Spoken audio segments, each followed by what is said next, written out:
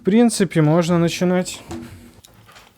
Раз, два, три. Да, вот так буду говорить, пожалуй. Импровизация сегодня полная, короче. Мы с тобой говорим про... Мои секс-университеты. Как раз я в комнате сижу, тут кровать. Я сделал себе розовенькую подсветку. Выглядит она, правда, ужасно. Совсем не секси. Ничего страшного, выбора нет. Будем, так сказать, изображать красоту внутреннюю. Я, по крайней мере. Привет, я Марина. Привет, я Никита. Давно мы с вами не виделись на видео. Это правда. Точнее, в видеоподкасте. Особенно, когда мы на этом видео вместе с Никитой. Никита, я хоть тебя сейчас и не вижу, потому что ты в другой стране, но очень рада, что на этом видео мы с тобой окажемся наконец-то вместе. И я очень рад. Посмотрим, как будут сочетаться наши картинки. Я вот выстроил себе, как мне показалось, игривую атмосферу, задействовав розовую подсветку. Но, глядя на свое собственное лицо, вернее, на цвет своего лица на вот маленьком экранчике камеры, которая повернута ко мне, я понимаю, что, скорее всего, понадобится коррекция баланса белого, и розовый цвет превратится черти во что. Как, собственно, часто и бывает с нашими импровизационными подкастами. Мне это даже нравится. А я сегодня ночевала в трейлере, поэтому выставилась, как получилось, если честно, друзья. Прекрасно. Получилось вроде неплохо. Предполагалось, что я буду записываться с кем же это на ты улице? хотел там записываться? На С улице, улицы. что умолчала? С кем же? С большим деревянным стулом. На самом деле там было очень красиво. Да, Марина присылала кружочки. Там было очень красиво, но начался ливень, к сожалению, и пришлось срочно сбежать оттуда. А что особенно чудесно, Марина мне пишет: а давай сделаем весь выпуск уличным. Ты тоже выйдешь на улицу и запишешься. Ну, там полчаса, 40 минут. Это при том, что, Марина, сколько там у тебя градусов? 13. Не, 13 ничего, кстати, не так сильно отличается от моего. А у тебя? У меня 7 было в тот момент утром, когда мы хотели записываться, но тут есть некоторая проблема в холодном морском ветре рижском, таком традиционном. Я думаю, что полчаса я бы не выдержал. Я вообще по улице хожу сейчас в зимнем пуховике. А вот Марина мне присылала игривые кружочки в футболочке. Вот есть здесь большой стул. Я могу писаться на нем или вот там на лавке у трейлера. Короче, картинка нормальная будет. Здесь сейчас нормальная погода. Это была ложь, если честно. Мне было очень холодно. Блеф? Это блеф. Просто в трейлере было холоднее, чем на улице. Часто, кстати, бывает такое, что в домах, если это, например, теплые страны, в домах зимой и осенью холоднее, чем на улице. Еще на улице похолодать не успело, а вот дом совершенно не прогревается никак и тепло не держит. Это правда. Да, это, конечно, неприятная часть. Но есть и приятная часть — это, конечно же, секс, которым мы можем заниматься в этих хоть и холодных, но приятных домах. А вот это поворот. Вот с такого неожиданного захода хочу заявить тему этого выпуска. Как вы поняли, она про секс, но не только. Мы решили так провокационно сегодня поимпровизировать. Последний видеоподкаст, который мы записывали с Никитой, был про дейтинг. И вместо того, чтобы просто говорить про дейтинг и дальше, мы решили говорить про продолжение дейтинга. Логическое, да. Или то, каким мы хотели бы его видеть. Но поскольку наши темы с супер-изи подкаста для начинающих и обычного разговорного подкаста для тех, кто уже хорошо знает русский язык, они сочетаются, как правило. Мы решили объединить тему университета, которая была в предыдущем супер-изи выпуске, и тему дейтинга, его продолжения. Поэтому сегодня мы поговорим про секс и университет. Все равно до конца непонятно, как увязать две эти огромные темы. Но очевидно, что у большинства людей пик их сексуальных экспериментов, познания себя, вообще изучения своей сексуальности как раз приходится на годы учебы в университете. Аж засмущался. Даже засмущался. Если бы у меня не было такое однотонное лицо в виде вот этой подсветки игривой, которую я поставил, А у меня такой толстый микрофон. было бы понятно, что я раскраснелся. Ну да, в общем, в университете, конечно же, большинство людей как раз и экспериментируют со своей сексуальностью. У меня тоже масса воспоминаний всевозможных секс-приключений, связанные в первую очередь именно с университетом. Но тут я вдруг понял, что довольно сложно что-то об этом рассказывать, не выдавая секреты свои и других людей, поэтому я даже не понимаю, как... А как ты хотел говорить про секс, Действительно, не выдавая секреты свои, как минимум? Действительно, какая-то история. Ну, хорошо, но я, наверное, могу протянуть вот такую взаимосвязь. В моем понимании отношений секс не был так важен, или сексуальная совместимость не была так важна, когда я был молодым. Мне почему-то казалось, что по умолчанию у всех сексуальность, там, либидо, половая конституция, забыл слова, примерно равны, что, может быть, мы отличаемся только по уровню какой-то вот зажатости или раскованности, и что в любых отношениях любой секс можно до бесконечности качественно улучшать, и поэтому я был чрезвычайно открыт любым отношениям, не особо обращая внимание на то, какой у меня в этих отношениях секс. Ну, как-то поправим со временем, думал я. Что изменилось теперь? Но он был, Никит. Самое главное, что он был. Да не то, что теперь, я так понимаю. Но что изменилось теперь, так это то, что для меня, я понимаю, что тебе нужно время, да? Когда я был молод, когда-то... Я не к этому вела. Когда-то давным-давно. Нет, я имею в виду... У меня был секс настоящий. А теперь фейковый секс, что ли, у тебя? Если честно, типа, не вижу ничего плохого в фейковом сексе. Знаешь, секс-игрушки дошли до хорошего уровня сейчас. Это ужасный выпуск. Да, это ужасный выпуск. Но я вообще, когда ты говоришь про фейковый секс, мне скорее вспоминается знаменитый анекдот о том, как к сексологу приходит 90-летний дедушка и говорит: доктор, вот понимаете, какая история? У меня с потенцией проблемы. Практически никак не могу заняться сексом. А у меня вот там один сосед, 95 лет, говорит, что там 3 раза в неделю сексом занимается. Другой сосед, ему 80, вообще каждый день. Что мне делать? А доктор ему говорит: ну так и вы также рассказываете. Такой советский анекдот, пара-пара-па, хих. Но, в принципе, я вот это понимаю под фейковым сексом. То есть ты просто как бы много рассказываешь о сексе, которого у тебя на самом деле нет. Так ты говорила, что тогда тебе было не важно как бы качество секса, а важно было количество. Да, ну нет, качество мне было важно, и количество мне было важно. Я скорее имел в виду, может быть, я плохо объяснил, что тогда мне казалось, что с любым партнером, приложив достаточно терпения, внимания, диалога, усилий, можно выстроить вот такую сексуальную жизнь, какая меня устроит.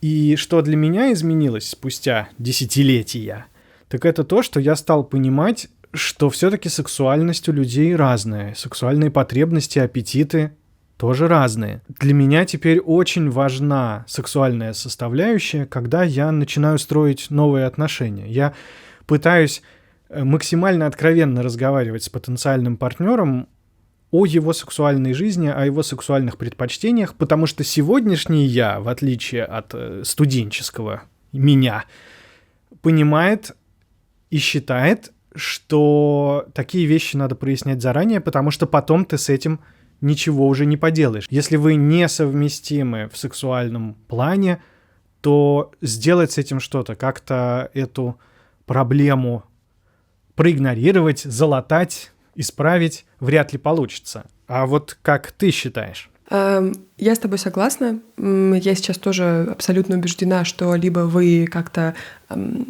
хотела сказать, мэчитесь друг с другом, но все-таки использую русский аналог, русский синоним этому англицизму очень популярному. Я думаю, что если вы как-то подходите друг к другу с самого начала, в сексуальном смысле в том числе, тогда как бы вы можете это, не знаю, совершенствовать свой секс до бесконечности. Вот. Но При этом я просто думаю, что не все люди друг другу физиологически подходят. Вот, например, в прошлом выпуске видеоподкаста про дейтинг мы с тобой обсуждали то, как мы друг другу нравимся и почему, по какому принципу мы выбираем себе партнеров. Помню, мы этого касались. И ты рассказал про любопытное исследование, что вот то, благодаря чему нас друг к другу безумно тянет, это там запахи, которые сводят тебя с ума, это то, как какие-то, не знаю, мелкие характеристики человека, детали в его поведении, то, как он смотрит, не знаю, ходит, даже не одевается, вот какие-то именно биологические вещи, да, то, от чего то, что тебя привлекает больше всего, то для тебя больше всего и опасно. Я вот после этого думала как бы много над этим твоим предположением, скажем так, тем, что ты... Это ты заменила слово «take». «Take». Да, видишь, мне сложно дается замена англицизмов. Они настолько глубоко проникли в мое сознание и в мой словарный запас, что мне приходится каждый раз прикладывать усилия, чтобы какой-то синоним подыскать русскоязычный, но это хорошая практика тоже. Так вот, я думаю, что это интересный point, это интересная мысль. Но она не совсем верна в твоем переложении. Я думаю, что я согласна с ней только отчасти. Слушай, вот я хочу сказать, я просто думаю, поэтому я медленно говорю. Я согласна. Да, я догадался. Я согласна с ней только отчасти. Вот, например, часто в начале отношений мы совершенно сходим друг от друга с ума. Ну вот, если бывает такая влюбленность, которую ты, может быть, испытываешь не каждый раз, но если ты испытываешь ее, то это очень круто. Я вот люблю это чувство, когда ты буквально отрываешься от земли, сходишь с ума. Но это прямо такая мания. Мания же правильно говорить, а не мания. Я всегда говорила мания. Ну, это такое, знаешь, в психотерапевтическом вот высшем сословии так обычно говорят, но мне кажется, что мания по-прежнему. Поэтому я и сказала мания. Да, в общем, это такая мания, такое маниакальное состояние, не очень здоровое, когда все, о чем ты можешь думать, это о человеке. Все, что ты хочешь, это быть рядом с ним или с ней, и у тебя совершенно сносит крышу от этого. Офигенное чувство, очень его люблю, но я, в принципе, честно говоря, люблю такие состояния. К сожалению, у этого есть и обратная сторона. Это сильное разочарование, очень, не знаю, глубокие депрессивные какие-то переживания. И это вообще в целом не очень здоровая история. Это такие эмоциональные качели, на которых ты долго качаться не сможешь. Ты просто устанешь. Вот. Но вначале это очень приятно. Так вот, это же не может длиться вечно. И не может длиться вечно с биологической точки зрения. То есть, собственно, почему нас так друг к другу влечет в начале отношений? Если я правильно понимаю, то это благодаря матушке природе. Да, матушке природе, все очень просто. Вот. И, задача какая? Побыстрее Так? стремимся Какое слово сейчас ты заменяешь, интересно? Выбирай слова к воспроизводству. Да, вначале у тебя просто есть задача на биологическом уровне, такой рептильный мозг твой такой говорит тебе: потомство сейчас или никогда. Нашла партнера, подходит он тебе, запах нравится, все, вперед полетела. И это совершенно какое-то звериное ощущение. Ты можешь с ним что-то сделать, потому что ты все-таки рациональный человек. Но другой вопрос, хочешь ли ты. Часто мы, конечно, не хотим от этого отказываться. Вот. Потом это ощущение проходит. И вот это ощущение сумасшествия такого, хорошо, что оно проходит, потому что ты не можешь в таком состоянии находиться все время. Чисто биологически и физиологически твоей нервной системе довольно сложно все время находиться в состоянии такого помешательства. Даже неважно на самом деле помешательство на чем? На человеке, на сексе, на работе, на проекте, на еде, на себе, на одежде, на чем угодно. Это в любом случае помешательство. Но, мне так кажется, я могу ошибаться. Вот ты как считаешь? Я тоже. Может ли такое безумное влечение продолжаться вечно? Нет, люди изматываются от этого, естественно, очень устают. Хотя я сразу вспоминаю мою любимую цитату: все равно мы опять говорим не про секс, ничего. Еще придется на выпуск отложить. Но эта тема мне дико интересна. Я тебе, по-моему, уже цитировал одну из своих любимейших цитат из вот таких вот обсуждений про отношения. По-моему, где-то в Фейсбуке я ее прочитал, или, может быть, в каком-то телеграм-канале, но она прямо каноническая. Это типа: «Хочу такие отношения» пишется от лица девушки, в которых вот я в отношениях с викингом-убийцей, но вот только со мной он при этом сладкий мишка. Мне кажется, это примерно та же история, то есть когда эти качели человек пытается как-то использовать в свою пользу. Имеется в виду, что да, ты совершенно права. У нас совершенно естественным образом происходит гормональный пик, когда мы начинаем новые отношения с новым партнером, а потом происходит спад. То есть как бы яркость ощущений и чувств притупляется. Мне кажется, те люди, которым важнее всего испытывать яркие эмоции в отношениях, в том числе и от обратного подсознательно действуют. Они специально выбирают себе непредсказуемых или малопредсказуемых партнеров. Партнеров с перепадами настроения, может быть, немного опасных партнеров или партнеров опасных профессий. Я не имею в виду, что человек прям сознательно выбирает партнера, который будет наносить ему вред, но я знаю, что многие бессознательно выбирают. Может быть, я знаю, что есть многие, кто бессознательно или даже сознательно выбирают людей опасных профессий, например, военных, там, пожарных или полицейских, ровно для того, чтобы это была такая естественная дистанция. Когда партнер уходит на свою опасную работу, ты до конца не уверен, вернется ли он обратно. С ним может что-то случиться.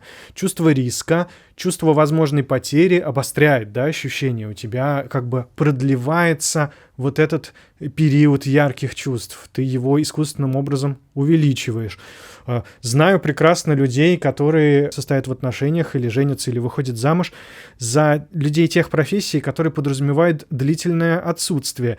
И вовсе не только и не столько потому, что, может быть, хотят воспользоваться их отсутствием и, не знаю, изменять им, ходить налево, а ровно для того, чтобы естественным образом периодически случающаяся дистанция ввиду долгого отъезда, человек уезжает, например, актеры улетают на съемки, отсутствуют по много месяцев, а то и год, может быть, целый.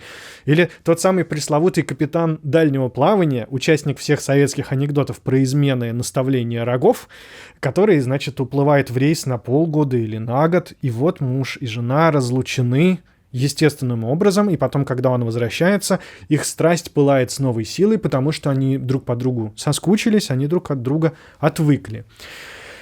Многообразие решений этой проблемы с утихающими гормонами велико воистину, но я все-таки, наверное, голосую за партнера безопасного для меня, за партнера комфортного для меня. Мне все-таки хочется верить, что я способен насытить свою жизнь достаточным количеством ярких эмоций и приключений, и, возможно, даже адреналина, какими-то другими методами, а не перебором одних отношений и обменом их на другие, и не вот этим искусственным созданием чувства опасности для себя, а значит, сохранением чувства новизны.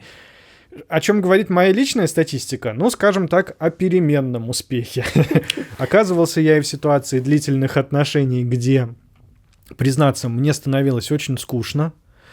Оказывался я и в ситуации комфортных отношений, где мне все нравилось, но потом они, например, заканчивались не по моей инициативе. И я вдруг с удивлением понимал, что, наверное, партнеру все это время было скучновато. Я-то думал, что все хорошо, а там, оказывается, зрели проблемы.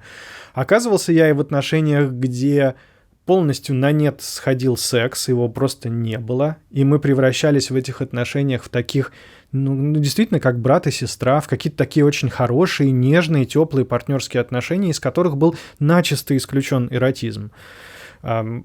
Разное со мной случалось, но, тем не менее, пока что мой рецепт только один по-прежнему. Это быть максимально честным с собой, это самое главное. Во-вторых, максимально честным с партнером, и, соответственно, чтобы эту честность как-то доносить до себя и до других, нужно максимально прямо, без экивоков, без намеков, открыто друг с другом разговаривать. Это все, чему меня научил мой опыт. К сожалению, результат очень маленький. Я абсолютно поддерживаю, конечно, про разговор. Это очень важно. Возвращаясь к твоему изначальному вопросу про сексуальную совместимость, я думаю, опять же, что это очень важно, чтобы вы сексуально были совместимы, вам нравился запах друг друга и все прочее. Все-таки такие биологические аспекты, они действительно очень важны. И я не думаю, что это то, что может как-то поправиться со временем. Могу ошибаться. Но я хотела еще вернуться немножко к университетской теме. Знаешь, 20-е годы, точнее, 20, как правильно сказать, 20-летие. Если бы я знал, к чему ты ведёшь. Вот это вот из прекрасного выражения, типа your 20s. Ну, типа вот период с 20 до 30 лет. Вот так мне понятнее, да. Деду, окей, наверное, который может только я думаю, говорить что о сексе. Я думаю, что иначе это не скажешь правильно по-русски на самом Да. деле. Ну, в общем, есть такое как бы расхожее мнение. Не знаю даже, почему оно расхожее, и кто его так расходил, как оно появилось вообще, но существует. Разносил именно. Что вот 20-летие твое, то есть период с 20 до 30, это как бы период, когда ты максимально должен быть активным во всем. Это как раз время, когда ты идешь в университет, заканчиваешь школу, идешь в университет, потом, может быть, продолжаешь там учиться или нет. Ты идешь на работу свою там первую или вторую в жизни.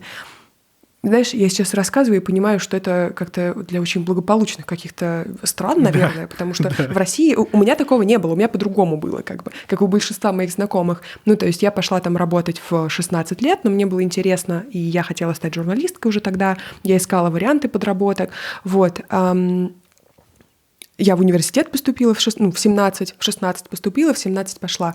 В 21 я университет уже закончила и уже устроилась на там, типа, полноценную настоящую работу в издательство. Вот. В издательство, господи, в издание. В издательский дом. Типография.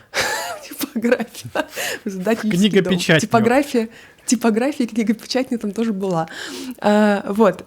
И как бы получается, как будто бы в России вот весь этот период, он начинается раньше. То есть то, что считается там твой период с 20 до 30, мне кажется, у россиян часто начинается там с 16 примерно, немножко пораньше. Мы взрослеем как будто бы чуть раньше. В том числе, я думаю, это происходит из-за того, что мы раньше идем в школу, мы учимся 11 лет, а не 12, как во многих европейских странах. И мы, если я не ошибаюсь, опять же, в некоторых так. И мы сразу же идем в университет. То есть в России нет такого понятия, как gap year. Это когда ты можешь просто взять год на то, чтобы подумать, попутешествовать. Ты можешь попутешествовать, подумать, но, во-первых, это не популярная какая-то практика. И родители тебе часто говорят, еще когда ты учишься в школе, что тебе там 14, а ты уже должен выбрать свой жизненный путь. Вот. А ты, может, все, о чем ты думаешь, вот именно раньше, 13, а ты все, о чем ты думаешь, это типа, как бы сексом позаниматься, надо ли мне это делать или нет, у меня вообще-то тут какой-то экзистенциальный кризис, почему я все еще живу с родителями, а может быть, я никогда не смогу с ними не жить, а может быть, там, я не знаю, зачем мне дают читать «Войну и мир», а я хочу кататься на скейте, типа, почему я потолстела, или там, почему меняется мое тело так странно, что происходит вообще. В общем, какие-то странные вопросы я сейчас сказала, но просто что в голову пришло.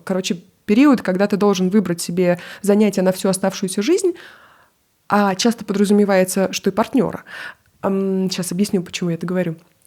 Это период, когда ты совершенно к этому не готов. Я просто хотел уточнить про gap year, я боюсь, что твоя мысль уйдет совсем далеко. Дело в том, что для мальчиков-то уж точно gap year довольно опасен в России, потому что в России по-прежнему существует армия по призыву, призыв на военную службу.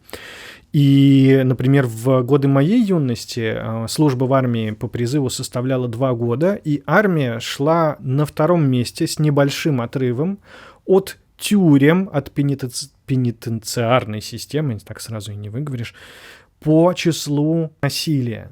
То есть попасть в армию на 2 года это было не просто неприятно или страшно, особенно для того, кто там пацифист, допустим, в душе и не хочет идти учиться воевать. Это было довольно опасное место с дедовщиной, то есть с унижениями со стороны старших чинов или даже не старших чинов, а тех людей, которые отслужили в армии дольше, чем ты, новичок, с избиениями, с изъятием денег, запасов, с поручением откровенно идиотских заданий каких-то, которые были травматичны и опасны для жизни, и в том числе даже с сексуальным насилием. Армия была, будь здоров, страшилкой. В нее надо было не попадать любой ценой, и самым простым и логичным способом было поступить в университет или институт, пойти учиться в систему высшего образования, которая давала тебе как минимум на время обучения, то есть на 5 лет, отсрочку от службы в армии. Соответственно, ты мог выиграть время. Потом с этим ситуация стала чуть лучше, срок службы в армии в российской сокращался до года, потом до полугода, потом снова до года. Не уверен, как сейчас обстоят дела, но сейчас так и вовсе Россия ведет войну с Украиной, и попадание в армию по призыву угрожает твоей жизни буквально. Ты можешь попасть на поле боя, где ты будешь вынужден либо убивать людей, либо погибать сам. Извини, пожалуйста, за такое отступление, но я думаю, что это важно уточнить для наших иностранных слушателей. Откуда вообще вот эта история про неприятие gap year? То есть к концу обучения в школе ты должен быть уже прямо на низком старте. Ты должен уже был годик, наверное, заниматься с репетиторами, готовясь к конкретному вузу, ну или, например, к конкретной специальности в нескольких вузах, а поступали в том числе и в несколько вузов, тогда еще не было ЕГЭ. То есть речь шла буквально о ставка твоя жизнь, ну или, скажем, нормальная психика и целое здоровье как минимум. Так, как вот у нас с тобой ничего не получается про секс. Как выяснилось, мы с тобой жуткие ханжи. И все, что нам угодно, мы от секса все равно уйдем и будем говорить про чувства, про судьбу, про психологию, про что угодно, только не про секс. Но у нас ничего не получается. То есть нам с тобой очень хочется поговорить про секс, но мы всячески говорим про все, что с ним не связано. Но мы специально этого не делаем, Никит. Я думаю, что это наша целенаправленная тактика. Подсознанием направленная, да, может быть, действительно. Я думаю, что мы прощупаем сейчас почву этим подкастом, как наши слушатели отреагируют на очередное обсуждение чувств и отношений. И если более-менее нормально отреагируете вы, дорогие друзья, тогда, может быть, и про секс в следующий раз поговорим. Только более обстоятельно, и не только про наш, а может быть, ваш. Каким-то... А про ваш. Вообще про общечеловеческий. В общем, придумаем что-нибудь с доказательной базой. К вам придем в следующий раз, чтобы не только собственные истории рассказывать. Но, возвращаясь все-таки к собственным историям и вообще вот к этой мысли про университет. Так вот, время в университете считается самым таким временем для экспериментов. Для меня, опять же, поправь меня, если... ты так не думаешь, но мне почему-то кажется, что есть мнение, что вот это такой как бы период, когда это период взросления, когда ты из школы, где тебя везде все контролировали, ты оценки какие-то получала в этот дневник, каждый день надо было, в общем, не знаю, для меня школа ассоциируется больше с таким... с чем-то, что прям ты обязан делать, конечно, тебе надо делать. Там очень много университет контроля, не выбирал особо. Там много контроля, свободы очень мало. А вот в университете я прям помню это ощущение, когда я прихожу на первый курс, и у меня прям ощущение такое, что все, я свободна, вообще круто, я могу что угодно делать. И, честно говоря, весь первый курс я либо проспала, либо поразанималась сексом. Мне очень нравится. Он прошел мне как-то так, поэтому, честно говоря, да, тема секса в университете для меня очень релевантна, поскольку первый год в университете так у меня и прошел. Вот. Потом как-то, немножко стало попроще, и мне не надо было избегать с пар для того, чтобы заменять это сексом или тем, чтобы поспать, или тем, чтобы куда-то сходить и так далее. В общем, первый год этой свободой я пользовалась несколько на максимум, скажем так. Вот. Но мне все равно гораздо больше нравилось ощущение в университете, когда ты, во-первых, находишься в каком-то более поддерживающем сообществе. Опять же, мне, наверное, повезло. Журфак, факультет журналистики, на котором я училась, специфическое место, но мне повезло встретить классную компанию, встретить там своих лучших друзей, с которыми мы до сих пор лучшие друзья, вот, и окружить себя там каким-то, сообществом людей, с которыми мне было классно, приятно и интересно. Хотя там первые несколько курсов я была супер стеснительной, зажатой и вообще как-то чувствовала себя все еще немножко как в школе, таким ребенком. Вот. И вот как раз университет как будто бы это то место, где ты начинаешь узнавать себя с разных сторон. Как бы в школе вы, конечно, говорите про секс, шутите, да больше как будто бы шутите, чем говорите. И учитывая, что в нашем обществе, особенно, я уверена, в российском, я не могу говорить, там, не знаю, за мусульманские, например, страны или за те регионы России, где эта тема еще больше табуирована из-за религии, традиций или, не знаю, каких-то исторических особенностей этого региона. Но, например, в обществе, в котором росла я, тема была табуирована, тема секса. Не то чтобы прям полностью, но не то чтобы мы немного как-то говорили, больше подшучивали. А вот в университете можно было наконец-то свободно это обсуждать. К тому же там просто как будто, в принципе, не знаю, все располагает. Даже там французская литература, которую вы учите. Я вот недавно, кстати, вопрос про литературу французскую, ты явно лучше меня знаешь. Я не читала Мопассана, точнее, скорее всего, я читала его на зарубежной литературе очень давно, но сознательно я решила прочитать его только недавно, потому что я тут думаю, а как вообще люди говорили про секс в разные эпохи? И что они говорили, как они это делали, как они это описывали. Всегда ли это было кринжово и были какие-то фразы а-ля «его нефритовый жезл»? Или что-то нормальное было. Вот. И я обнаружила, что французский писатель Мопассан был тем еще развратником. Лев Толстой, например, считал, что он совсем вообще-то никуда не годится, как можно такую литературу читать, и что за ужас. Вот. И, тем не менее, французское общество было в полном восторге от его описания эротических сцен. Я пока не добралась до этого описания, но мне стало жутко интересно, как в разные эпохи люди разговаривали про секс. И вот я хотела у тебя спросить, а как ты разговаривал про секс? Для тебя это была табуированная тема в то время? Или для тебя это было чем-то абсолютно нормальным? Я нормально разговаривал про секс, я смущался, естественно, но в целом я произносил все слова буквально, типа член, вагина. Но это, наверное, связано просто с тем, что моя мама, она в свое время как журналист довольно серьезный вклад внесла в развитие секс-просвета, в том числе в российских школах, как раз в 90-х годах. Она занималась покупкой прав на справочные материалы для детей и подростков о сексе у американцев. Она купила сразу несколько классных наборов методических материалов, там были и плакаты, и небольшие книжицы, которые объясняли про секс, про беременность, про половые заболевания, да, венерические, забыл слова, все, про венерические заболевания, про предохранение, про многое-многое-многое другое, и все это было написано хорошим английским языком, бодрым, веселым, без лишнего ханжества.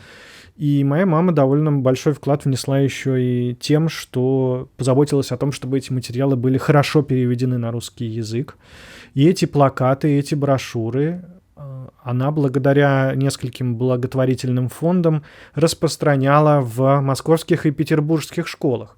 Потихонечку эти материалы копировались, знаешь, вот прям их ксерокопировали черно-белым образом, и они приезжали в регионы, и я не утверждаю, что прям моя мама флагман сексуального раскрепощения молодежи в России, но она довольно многое сделала и ощутимо сделала для того, чтобы стало модно говорить о сексе прямо и говорить о сексе в школе. Спустя время даже появились занятия по сексуальному образованию в российских школах. Я, правда, не знаю, как, опять же, с этим обстоит дело сейчас. Надо все время оговариваться, что, возможно, все это отменили. Сейчас с этим дело обстоит плохо. Я как раз хотела об этом сказать. Дополняя то, что сказал ты, в 10-е годы, когда я училась, я поступила в 2013 году и училась 4 года, в это время как раз в СМИ начали еще более открыто и прямо говорить про психическое здоровье, про сексуальное здоровье. И это тоже было важно, это тоже стимулировало ощущение того, что сейчас такой период, когда можно говорить и думать обо всем. Можно обсуждать секс, можно, не знаю, можно им заниматься как угодно. Короче, это нормально. Тогда очень много как будто бы нормализовывалось. А сейчас происходит, на мой взгляд, немножко обратное. Я вот буквально на днях читала новости о том, что в России хотят запретить, если, по-моему, хотят только запретить, продажу презервативов подросткам. Господи. То есть, типа, если тебе еще нет 18 лет, то ты не сможешь купить презервативы. И это абсолютно ужасно. Ну где логика? Это логики совершенно, типа, рожайте. Ну где же логика? Я бы наоборот, наверное, если уж прям очень надо запретить презервативы, я бы запретил их для взрослых. Логика в том, чтобы появился, видимо, знаешь, материал для телешоу «Беременна в 16». Видимо, в этом логика. Но это жестоко, я считаю, ужасно недальновидно, потому что это не остановит людей от того, чтобы заниматься сексом, и не остановит от того, чтобы делать аборты. Просто это все уйдет в подполье, будет больше венерических заболеваний, и будет больше проблем для того же государства и медицинской системы. Вот, так что так проблема, конечно, не решается. Конечно. А подполье — это значит еще огромное количество некачественных, нелегальных, плохо сделанных, в плохих условиях сделанных операций по абортам для женщин, а значит, растущее количество травм, тяжелых последствий. Это ужас вообще, что происходит в этом смысле в России. Так себе стимулирование деторождения, скажем так. И опять, понимаешь, ну и где здесь секс, спрашивается? Секса-то нет. Опять тревоги за судьбы Родины. В следующий раз, когда мы с тобой решим поговорить про секс, я предлагаю подготовиться прям с научной базой какой-нибудь. И когда мы не захотим говорить про собственный секс, будем говорить про научный. С научной базой это раз. И еще нам надо будет заготовить, я не знаю, по 5 неудобных вопросов про секс друг другу. И не предупреждать о них. Вот чтобы, знаешь, вот прямо все. Отвечай немедленно. Блиц-опрос. Какой-нибудь максимально пошлый. Это отличная идея. И что же мы будем делать? Опять выпуск получился. Фиг знает о чем. Да. Ну, наконец-то я себя разогрела, а то тут холодно немножко в квартире, кондиционер выключен. Пришлось греться разговорами. В общем, друзья, выпуск у нас получился немножко сумбурным и не совсем про секс, и не совсем про университеты. Давайте считать, что это был такой разогрев вас на тему секса и университетов и вообще обсуждений таких тем на нашем канале и в нашем подкасте. Если вы хотите, чтобы мы к следующему выпуску подготовили для вас какие-то прикольные, интересные научные факты, касающиеся секса, а еще каверзные вопросы друг к другу, тогда напишите нам в комментариях, как вам вообще обсуждение таких тем. Действительно, блестящая идея-то. А вы напишите нам свои каверзные вопросы. Видите, нам сложно оказалось вот так с листа, так сказать, импровизационно говорить про секс. Мы все равно опять переходим на какие-то серьезные философские или гражданские темы. А напишите нам ваши каверзные вопросы про секс. И у нас не будет шанса отвертеться. Цензурные, пожалуйста. Да, ну чуть-чуть, да, хотя бы. Друзья, пишите нам в комментарии ваши вопросы, ваши отзывы, темы. Пишите темы, на которые вы хотите послушать наш подкаст, что мы с Никитой можем для вас обсудить. А еще приходите в наши разговорные клубы обсуждать самые разные темы вместе с нами. Больше информации про разговорные клубы в первом комментарии к этому видео. Всем пока, до новых встреч. Хорошего секса.